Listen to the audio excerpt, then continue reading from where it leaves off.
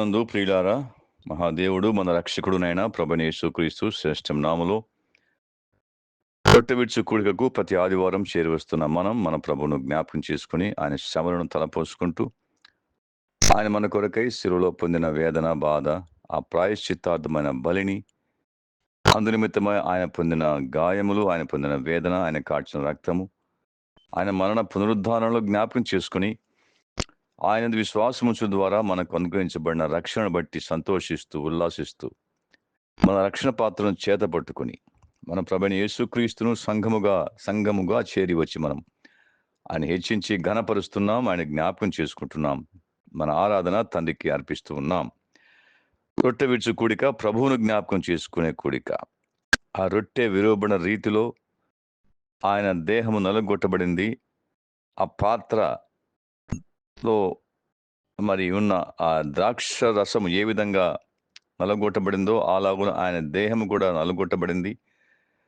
ఇవి మనం జ్ఞాపకం చేసుకుని మన ప్రాయశ్చిత్తము కొరకై ఆయన జరిగించాడని ఎరిగి ఆ అనుభవంతో ఆయనను జ్ఞాపకం చేసుకుని హెచ్చించి గణపరుస్తూ తండ్రిని ఆరాధిస్తున్నాం.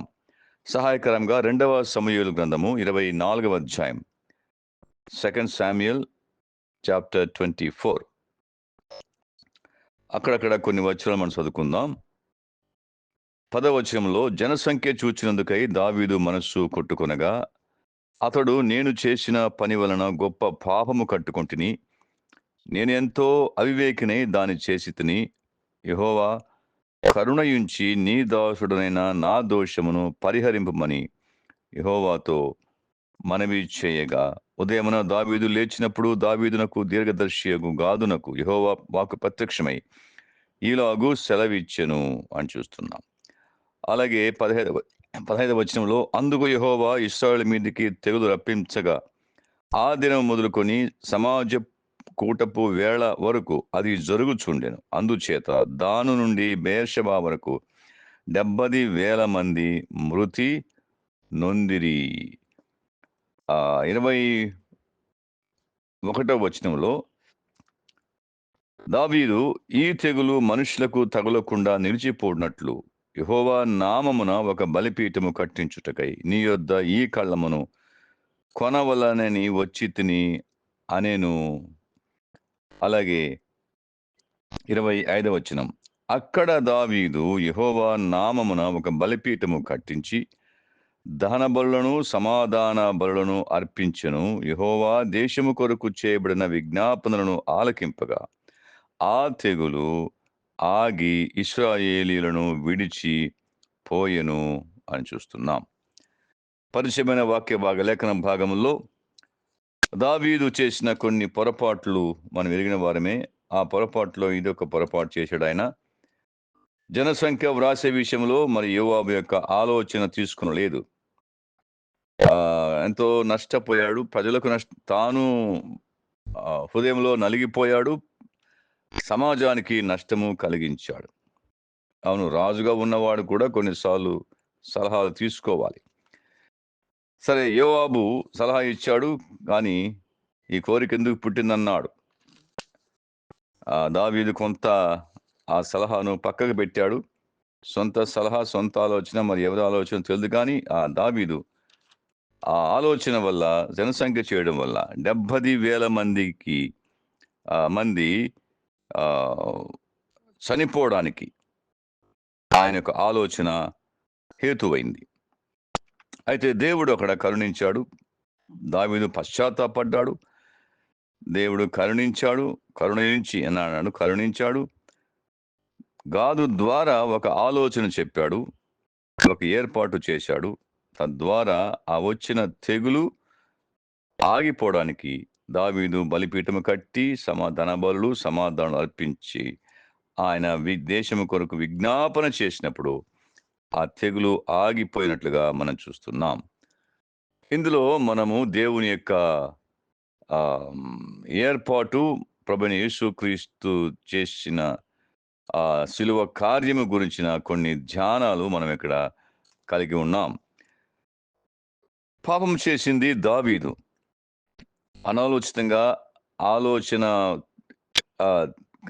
ఆలోచనను ప్రక్కన పెట్టి దావీదు పాపం చేశాడు. ఆ పాపం ద్వారా ఎంతో నష్టం కలిగింది. 70,000 మంది మరణించారు. మరణము వారిని ఏలింది. ఉదయం మొదలుకొని సమాజ కూటపు వేళ వరకు అది ఎంతో ఘోరమైన మరణం. 70,000 మంది ఒక్క రోజు అనగా ఎంతో ఘోరమైంది. అయితే దావీదు పశ్చాత్తాపడ్డాడు. దేవుడు చేసిన ఏర్పాటు ఆడ కళ్ళము కొనమన్నాడు, బలిపీఠం కట్టమన్నాడు, దహన బలులు, సమాధానాలు అర్పించడానికి దేవుడు ఏర్పాటు చేశాడు. ఇందులో మనం మన రక్షణార్థమై మానవ జాతి మీద నిలిచి ఉన్న పాపము అనే తెగులు, పాపం వల్ల కలిగే తెగులు, ఆ మరణము, అది తప్పించడానికి దేవుడు చేసిన ఏర్పాటు ఒక కళ్ళము, ఆ కళ్ళములో బలిపీఠము, ఆ బలిపీఠం మీద దహన బలులు, సమాధాన బలులు మనము ధ్యానిస్తున్నాం.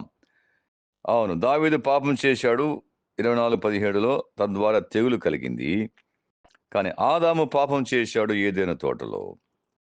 ఆ ఆదాము యొక్క పాపం ద్వారా, లేక ఆదాము యొక్క అవిధేయత ద్వారా, ఆదాము చేసిన పాపము లోకానికి శాపంగా మారింది. రోమీయులకు రాసిన పత్రిక 5వ అధ్యాయము 12వ వచనంలో అపోస్తలుడైన పౌలు రోమీయులకు రాసిన పత్రిక 5వ అధ్యాయము 12 నుంచి 15 వరకు మనం చూసినట్లయితే, అక్కడ ఒక మనుషుని ద్వారా పాపం ద్వారా మరణమును లోకములో ప్రవేశించాయి, మరణం అందరికీ సంప్రాప్తమాయను అని చూస్తున్నాం. దావీదు చేసిన పాపం ద్వారా 70,000 మంది మాత్రమే మరణించారు. ఆదాము చేసిన పాపం ద్వారా మనుషులందరూ మరణపు నీడలోనికి, మరణపు ఛాయలోనికి, మరణ శిక్షలోనికి వచ్చేందుకు అది హేతువైంది. ఆదామును పోలిన పాపం చేయని వారి మీద కూడా శిక్షావిధి ఉంది. అక్కడ దావీదు పాపము ప్రజలకు మరణానికి కారణమైంది. ఆదాము యొక్క పాపము మానవ జాతి అంతటికి శిక్షావిధికి, మరణానికి అది హేతువైంది అని చూస్తున్నాం. ఆదాము యొక్క పాపాన్ని దావీదు యొక్క పాపానికి దేవుడు ఒక ఏర్పాటు చేశాడు. ఆదాము చేసిన పాపానికి కూడా దేవుడు ఒక ఏర్పాటు చేశాడు. ఆదాము తన యొక్క దేవుడిచ్చిన మాటకు అవిధేయుడయ్యాడు. తర్వాత ఆ పాపము మనందరికీ సంప్రాప్తమయ్యేందుకు కారణమయ్యాడు. మనలను ఆ మరణ శిక్షకి, తీర్పులోనికి తీసుకొచ్చేయడానికి ఆదాము హేతువయ్యాడు. అయితే దేవుడు చేసిన గొప్ప ఏర్పాటు మనం ఇక్కడ జ్ఞాపకం చేసుకుంటున్నాం. యెహెజ్కేలు గ్రంథంలో 12వ అధ్యాయంలో 16వ వచనం మాట చూస్తాం. అక్కడ ఒక ప్రవచనాసారంగా చెప్పాడు. అక్కడ తెగులు తగలకుండా వారిలో కొందరిని తప్పించెను అని అంటున్నాడు. తెగులు తగలకుండా వారిలో కొందరిని తప్పించెను. దేవుడు ఒక తెగులు నుంచి తప్పించడానికి దేవుడు నిర్ణయించుకున్నాడు. ఇక్కడ దావీదు ద్వారా కలిగిన తెగులు, దావీదు యొక్క అవిధేయత, దావీదు యొక్క పాపం ద్వారా కలిగిన తెగులు మరి తప్పించడానికి, ఆ తెగులును ఆపివేయడానికి, ప్రజల మీద మరణమును తొలగించడానికి అక్కడ జరిగిన అందరూ మృతి పొందారు. 70,000 మంది మృతి పొందారు. మరణము అక్కడ రాజ్యమేలింది ఆ రోజంతా తెగులు ద్వారా. అయితే దానిని తప్పించడానికి దేవుడు చేసిన ఒక ఏర్పాటు గాదు ద్వారా ఆయన చెప్పాడు, నీవు పోయి యెబూసీయుడైన అరోనా యొక్క కళ్ళములో అన్నాడు. యెబూసు అనగా యెరూషలేము. యెబూసు రాజు అరోనా అన్నది ఆ రాజు యొక్క బిరుదు. It's a title of a king. అతని వద్దకు వెళ్ళి యెహోవా నామమున ఒక బలిపీఠము కట్టించుము అని అన్నాడు. తెగులు పోవాలంటే బలిపీఠము కట్టించాలి. తెగులు ఆగిపోవాలంటే బలిపీఠం మీద బలులు అర్పించాలి. బలిపీఠము ఉన్నది బలులు అర్పించడానికి, ఆ బలులు అర్పించేది తెగులు పోవడానికి. ఆనాడు దావీదు చేసిన పాపాన్ని బట్టి వచ్చిన తెగులు పోవడానికి బలిపీఠము కట్టబడింది ఒర్నాను కళ్ళములో. అలాగే ఆ బలిపీఠం మీద 25 వచనం చూసినట్లుగా దహన బలులు, సమాధానాలు అర్పించబడ్డాయి. అప్పుడు తెగులు ఆగిపోయింది, మరణము ఆగిపోయింది, మరణ కేకలు ఆగిపోయాయి, మరణపు వేదనలు ఆగిపోయాయి. ఆ మరణపు వాసన ఆగిపోయింది. అలాగైతే మానవ జాతి అంతటిని ఏలుతున్న ఈ మరణ శాసనము, ఈ మరణ భయము నువ్వు తొలగించడానికి, మనుషులను మరణము తప్పించుట యెహోవా వశము అని మనం చూస్తున్నాం. అలాగున మానవ జాతి మీద మరణ శిక్ష, ఆ తీర్పు, ఒక్క అపరాధ మూలముగా వచ్చినదైన తీర్పు, ఒక్కరి అపరాధము, అది ఆదాము యొక్క అపరాధం, ఆ మూలముగా తీర్పు మనుషులందరికీ సంప్రాప్తమైంది. దాన్ని తప్పించడానికి దేవుడు చేసిన గొప్ప ఏర్పాటు ఓర్నాను కళ్ళములో కట్టిన దహన బలిపీఠము. ఆ కల్వరి కొండ మీద, యెరూషలేము వెలుపట, గవిని వెలుపట, ఆ యొక్క కొండ మీద, గొల్గోతా కొండ మీద దేవుడు చేసిన గొప్ప ఏర్పాటు. ఆయన ఒక బలిపీఠాన్ని అక్కడ స్థాపించాడు. ఆ బలిపీఠం మీద పశువులు, ఎడ్లు, పక్షులు కాదు, కానీ తన సొంత కుమారుని బలిగా అర్పించాడు. అది సమాధాన బలి, అది దహన బలి. దహన బలి, సమాధాన బలి. యేసుక్రీస్తు ప్రభు మన పాపాల కొరకై దహన బలిగా, సమాధాన బలిగా ఆ బలిపీఠం మీద అర్పించబడ్డాడు. ఆ తెగులు మనకు తగలకుండా ఆయన బలిపీఠం మీద అర్పించబడ్డాడు. అరోనాస్ థ్రెషింగ్ ఫ్లోర్, ఇదే బలిపీఠం లేక ఆ అరోనా కళ్ళము వద్ద సొలొమోను దేవాలయము కట్టించాడు. మనం ఎరిగిందే సొలొమోను దేవాలయం. అదే ఆ ప్రాంతంలోనే, దగ్గరలోనే మరి కల్వరి కొండ లేక గొల్గొతా కొండ ఉంది. ఆ కొండ మీద ప్రభువైన యేసుక్రీస్తు సిలువ వేయబడ్డాడు. ఆ ప్రాంతంలోనే, ఆ పరిసరాల్లోనే ఇదంతా జరిగింది. దేవుని యొక్క గొప్ప ఏర్పాటు. అరోనా కళ్ళాన్ని ఆయన ఎన్నుకున్నాడు. అక్కడ బలిపీఠము ఏర్పాటు చేయమన్నాడు. బలిపీఠం మీద బలులు, దహన బలులు, సమాధాన బలులు అర్పించాడు.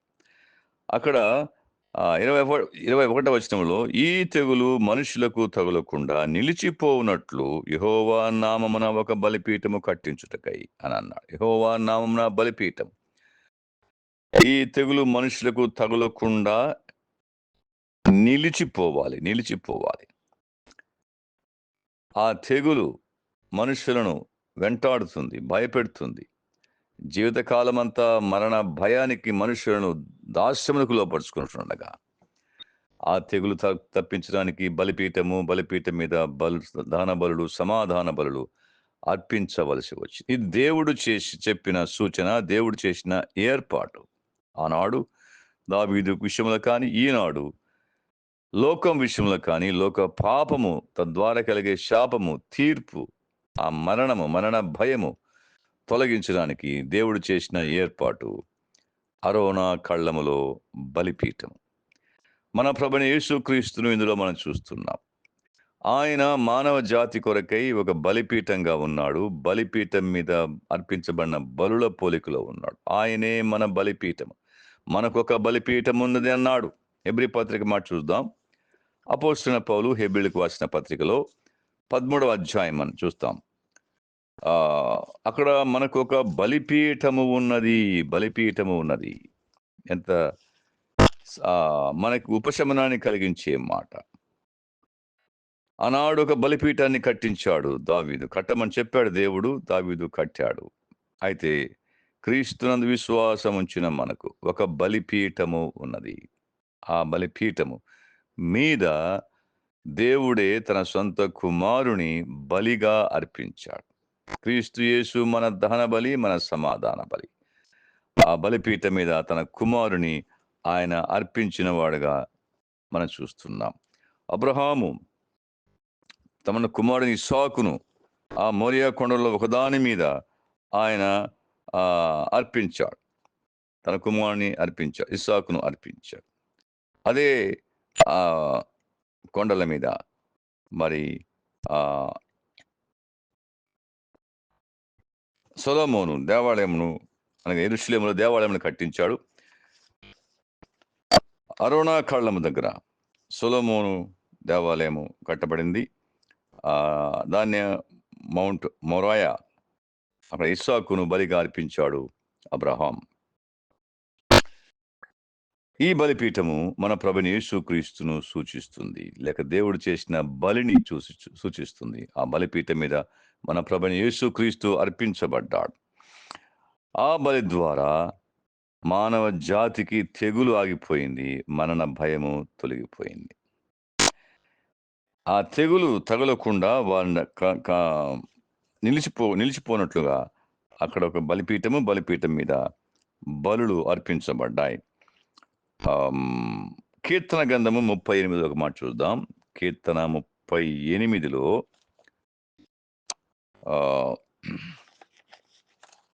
11వ వచనం. The book of Psalm 38 verse 11.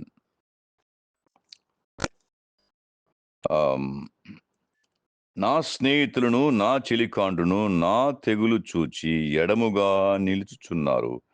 నా బంధువులు దూరముగా నిలుచుచున్నారు. 38వ కీర్తన. ఇది జ్ఞాపకార్థమైన కీర్తన అన్నాడు. దీనిని పెనిటెన్షియల్ సామ్ అంటారు. పెనిటెన్షియల్ సామ్ అనగా పశ్చాత్తాప కీర్తన అంటారు. ఇందులో మెస్సియా కీర్తన అంటారు దీన్ని. The Messianic psalm. యేసుక్రీస్తు యొక్క శ్రమలను గురించిన ధ్యానాలు కలిగి ఉన్న కీర్తన మెస్సియానిక్ సామ్. ఇది ఇందులో దీనికి ప్యారలల్గా, సమాంతరంగా విలాపవాక్యములు 3వ అధ్యాయము, అలాగే కీర్తనలు 22వ అధ్యాయంలో ఉన్న వచన భాగాలు ఈ 38వ కీర్తనలు వచ్చిన వచన భాగాలకి సమాంతరంగా ఉన్నాయి. అక్కడ ఉన్న అనుభవాలు, ఇక్కడ ఉన్న అనుభవాలు ఒకే రకంగా ఉన్నాయి. ఇక్కడ యెహోవా కోపోద్రేకము చేత నన్ను గద్దింపకుము అన్నాడు. నీ ఉగ్రత చేత నన్ను శిక్షింపకుము అన్నాడు. అంటూ 11వ వచనములో నా స్నేహితులను, నా చెలికాండును నా తెగులు చూచి ఎడముగా నిలుచున్నారు. ఇది మెస్సియా కీర్తన. యేసుక్రీస్తు యొక్క ధ్యానము, లేక యేసు ప్రభు యొక్క అంతరంగములో ఆయన పలికిన మాటలు, ఆయన వ్యక్తపరిచిన మాటలు మనం చూస్తున్నాం. దావీదు చేసిన పాపాన్ని బట్టి తెగులు సంప్రాప్తమైంది. 70,000 అంత రాజ్యం వెళ్ళింది. అందులో 70,000 మంది చనిపోయారు. ఆదాము చేసిన పాపాన్ని బట్టి మానవ జాతికి తెగులు తగిలింది. పాపము మనకు సంప్రాప్తమైంది. మరణము అందరికీ సంప్రాప్తమైంది. ఆ తెగులు తప్పించడానికి యేసుక్రీస్తు ప్రభు ఆయన మన తెగులును ఆయన భరించాడు. నా స్నేహితులను, నా చెలికాండును నా తెగులు చూచి. అవును, ఆ తెగులు ఎవరిది? మన పాపాన్ని బట్టి మనం పొందవలసిన తెగులు. ఆ తెగులు ఆయన భరించాడు. నా స్నేహితులు, చెలికాండు దూరముగా ఉన్నారు అన్నాడు, ఎడముగా నిలుచున్నారు అన్నాడు.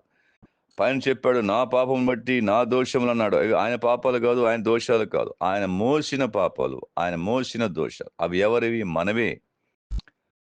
ఆయన దెబ్బలు తిన్నాడు, గాయాలు పరచబడ్డాడు. స్వస్థత లేదు ఎముకలలో కూడా. తల మీద పల్లిపోతున్నాయి, గాయములు దుర్వాసనగా ఉన్నాయి, శ్రమ పడుతున్నాడు అన్నాడు.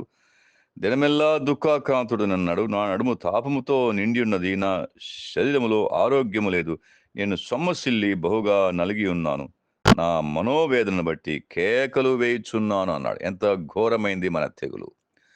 మన పాపపు తెగులు ఆయన భరించుడు ద్వారా ఎంతగా ఆయన శ్రమల గుండా వెళ్ళాడు. ఎంత బాధ, ఎంత వేదన ఇదంతా దేవుని యొక్క కోపాగ్ని. పాపాన్ని బట్టి మన మీద రావాల్సిన దేవుని యొక్క కోపాగ్ని, దేవుని యొక్క ఉగ్రత యేసుక్రీస్తు మన కొరకై ఆ కలువరి శిలువ మీద, కొండ మీద, గొల్గొతా కొండ మీద, కలువరి శిలువ మీద ఆయన మన నిమిత్తమై భరించాడు. ఆయన పొందిన గాయాలు, ఆయన పొందిన దెబ్బలు, ఆయన పొందిన అవమానం, ఇవన్నీ మన తెగులును భరించడం ద్వారా ఆయన పొందవలసి వచ్చింది.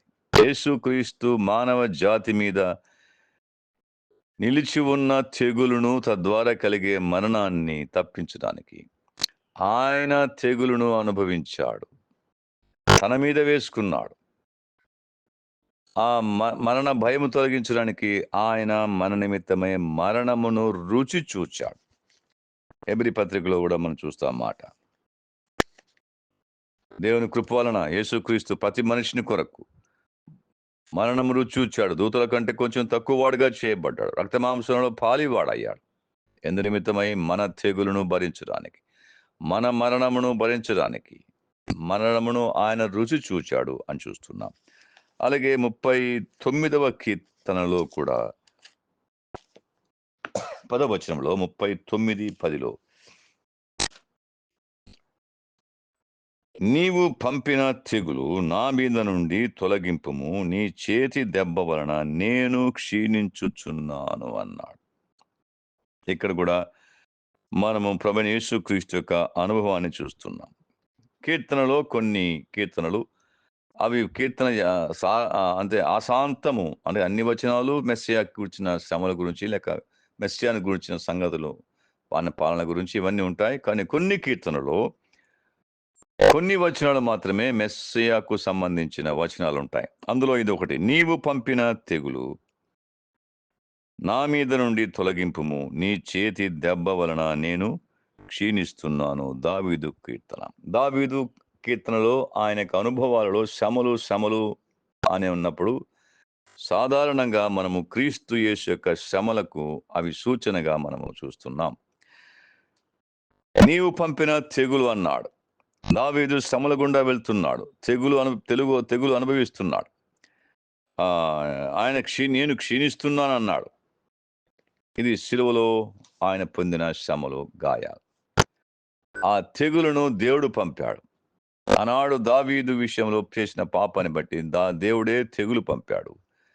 ఈనాడు ఆదాము చేసిన పాపాన్ని బట్టి తీర్పు, మరణ శిక్ష లోకం మీద ఉండగా, లోకాన్ని తెగులు నుంచి తప్పించుట, నేను వారిని తెగులు నుంచి తప్పించెదను అని యేసుకేలో చెప్పినట్లుగా, ఆ తెగులు నుండి మానవ జాతిని తప్పించడానికి దేవుడు చేసిన గొప్ప ఏర్పాటు, తన సొంత కుమారుని ఈ లోకానికి రక్త మాంసంలో పాలువాడుగా చేసి, ఆయన శరీరధారిగా ఆయనకు ఒక శరీరాన్ని అమర్చి ఈ లోకానికి పంపి, ఆయన మాంసయుక్తమైన దేహమందు మరణము ఆయన కలుగు చేశాడు. ఆ తెగులు పంపించాడు ఆయన మీదకి. అదంతా మన తెగులే.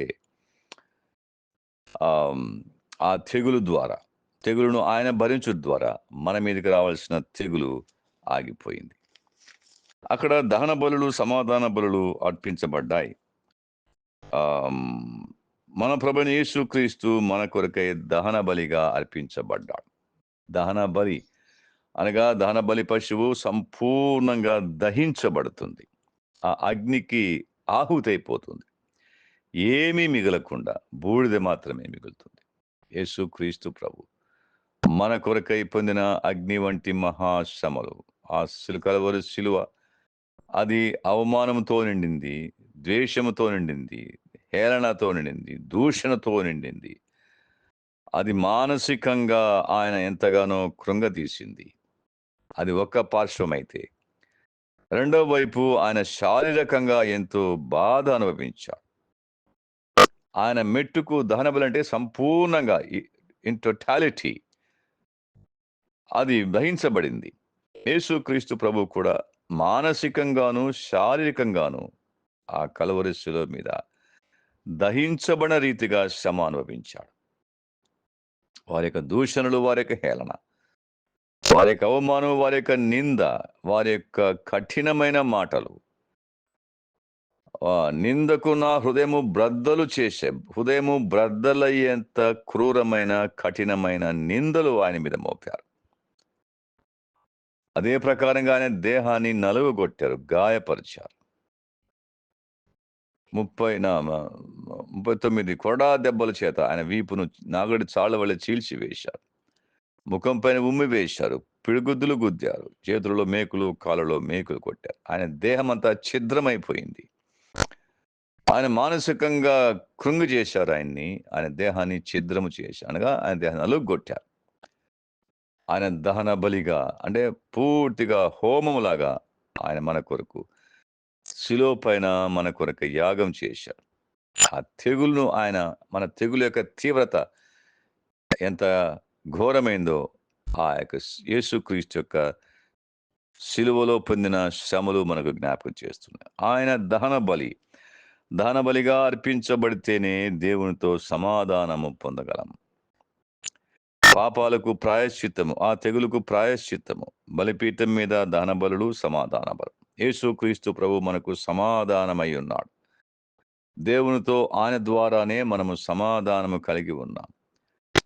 ఆయన ఆశ్చర్యకరుడు, ఆలోచనకర్త, బలవంతుడగు దేవుడు, నిత్యుడగు తండ్రి, సమాధానకర్తయగు అధిపతి అని అన్నాడు. సమాధానకర్త యేసుక్రీస్తు మనను దేవునితో సమాధానపరచడానికి ఆయనే కర్త. ఆయనే మన కొరకే సమాధాన బలిగా శిలువ పైన అర్పించబడ్డాడు. ఆ దహన బలిగా అర్పించబడ్డాడు, సమాధాన బలిగా అర్పించబడ్డాడు. ఇప్పుడు మానవ జాతి మీద ఉన్న తెగులు తొలగిపోయింది. దేవుడు చేసిన ఏర్పాటును ఎవరైతే అంగీకరిస్తారో ఆ తెగులు పూర్తిగా వారి మీద తొలగిపోతుంది. ఇప్పుడు క్రీస్తు యేసునందున్న వారికి ఏ శిక్షా విధియు లేదన్నట్టుగా ఆ యొక్క దేవుడు చేసిన ఏర్పాటును, ఆ బలిని, ఆ ప్రాయశ్చిత్తార్థమైన బలిని ఎవరు అంగీకరిస్తారో, క్రీస్తునందు విశ్వాసం ఉంచుతారు, వారికి మీద ఉన్న తెగులు, మనము దేవుని యొక్క ఉగ్రత తొలగిపోయింది. మనము దేవుని యొక్క ఉగ్రతను భరించేవారం కామిక మీదట. క్రీస్తు యేసు మన కొరకై మానవ జాతి మీద ఉన్న తెగులును తప్పించడానికి దేవుడు చేసిన ఏర్పాటుకు విధేయుడై ఈ లోకానికి రక్తమాంసంలో పాలుబడయ్యాడు. ఆయన చిత్తాన్ని సంపూర్ణంగా శిలువ మీద నెరవేర్చాడు. మన కొరకై ఆయన దహన బలిగా, సమాధాన బలిగా అర్పించబడ్డాడు.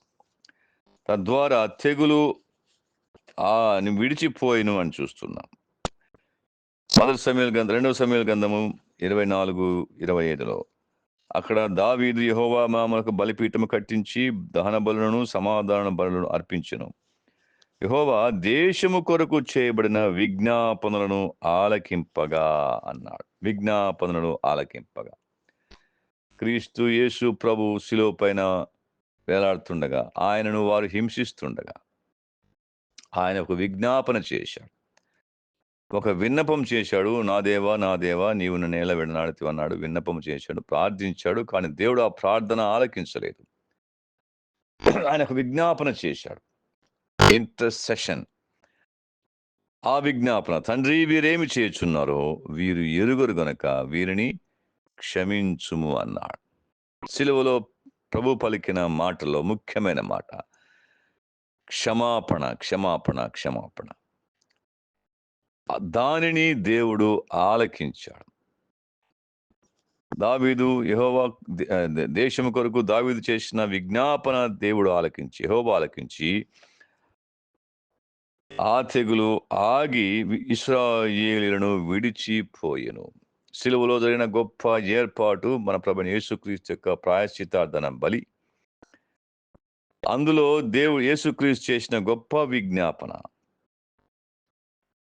తండ్రి వీరేమి చేయుచున్నారు గనక వీరిని క్షమించుము అన్నాడు. అనగా వీరు చేస్తున్న పాపము వీరి మీద మోపకము. ఆ తెగులు నేను భరిస్తున్నాను, ఆ పాపపు శిక్ష నేను భరిస్తున్నాను. అందునిమిత్తమై ఈ లోకానికి నేను వచ్చాను, నీవు పంపగా ఈ లోకానికి వచ్చాను. ఆ పాప శిక్ష నేను భరిస్తాను, వీరిని క్షమించుము అని క్షమావచనాన్ని పలికిన వాడు ప్రభువైన యేసు. ఆ విజ్ఞాపనను బట్టి, ఆ బలిని బట్టి, ఆ విజ్ఞాపనను బట్టి, ఆ దహన బలి, సమాధాన బలిని బట్టి, ఆ విజ్ఞాపనను బట్టి ఎవరైతే యేసుక్రీస్తుని విశ్వాసం ఉంచామో మన మీద ఉన్న తెగులు తొలగిపోయింది. మనము ఆశీర్వాదమునకు కారకు వారసులవుటకై పిలువబడ్డాం. మన ఉగ్రత పాలవుటకు నియమింపబడలేదు, కానీ దేవుని యొక్క దీవెన, దేవుని యొక్క ఆశీర్వాదం పొందడానికి నియమించబడ్డాం. ఆ తెగులు మనమే తొలగిపోయింది, కానీ ఆ తెగులు తొలగిపోవడానికి మన ప్రభువైన యేసుక్రీస్తు మన నిమిత్తమై ఆ తెగులును అనుభవించాడు. ఈయన మన తెగులును భరించిన విమోచకుడు, రక్షకుడుగా మనం చూస్తున్నాం. హెబ్రీ పత్రికలో 13వ అధ్యాయం మనకొక బలిపీఠం ఉంది అని అన్నాడు. రొట్టె విరుచు కూడికలో మనం బలిపీఠము చుట్టూ చేరి వస్తున్నాం. ప్రతి ఆదివారము మన ఎదురు ఉన్న బల్ల మన ప్రభువైన యేసుక్రీస్తు యొక్క బలిపీఠాన్ని జ్ఞాపకం చేస్తుంది. మనకొక బలిపీఠం ఉంది. హెబ్రీ పత్రిక 13:10 అన్నాడు. ఆ బలిపీఠం గురించి వర్ణిస్తూ 12వ వచనంలో కావున యేసు కూడా, లేక 11లో ఆ జంతువుల కళేబరములు శిబిరమునకు వెలుపట దహింపబడును అన్నాడు. దహింపబడును. బలిపీఠం మీద వధించబడ్డాడు. శిబిరం వెలుట దహించబడుతుంది ఆ యొక్క జంతువు. అలాగనే యేసుక్రీస్తు వధించబడ్డాడు, దహించబడ్డాడు. కావున యేసు కూడా తన స్వరక్తము చేత ప్రజలను పరిశుద్ధపరచుటకై గవిని వెలుపట శ్రమ పొందెను. మనలను పవిత్రపరచడానికి, పరిశుద్ధపరచడానికి, మన మీద ఉన్న తెగులు తీసివేయడానికి ఆయన శ్రమ పొందాడు. ఆయన శ్రమ పొందాడు. కాబట్టి రొట్టె విరుచు కూడికలో చేరువస్తున్నాం. మనం ఏం చేయాలి? 15వ వచనంలో, కాబట్టి ఆయన ద్వారా మనము దేవునికి ఎల్లప్పుడూ స్తుతియాగము చేదుము, అనగా ఆయన నామమును ఒప్పుకొనుచు జిహ్వా ఫలము అర్పించుదము. మనం చేరువచ్చిన ఉద్దేశం అదే. ఆయన నామమును ఒప్పుకొనుచు జిహ్వా ఫలము మనము దేవునికి అర్పించాలి. ఆయనను ప్రభువును జ్ఞాపకం చేసుకోవాలి. ఆయన హెచ్చించాలి, ఘనపరచాలి. ఆయన మరణ పునరుద్ధానాలు, ఆయన మూడో రోజు తిరిగి లేచాడు, పునరుద్ధానాలు జ్ఞాపకం చేసుకుని ఆయన హెచ్చించాలి. అలాగే మన యొక్క జిహ్వా ఫలము దేవునికి అర్పించాలి. మన నిమిత్తమై తెగులును భరించిన మన ప్రభువు, మన మీద ఉన్న తెగులును తొలగించిన మన ప్రభు, అందు నిమిత్తమై బలి అయిన ప్రభు ధనబలిగా సమాధాన బలిగా అర్పించబడి దేవునితో మనకు సమాధానాన్ని కలిగించిన మన ప్రభును జ్ఞాపకం చేసుకుని ఆయన హెచ్చించి ఘనపరిచి మన ఆరాధన తండ్రి దేవునికి అర్పించదుము గాక.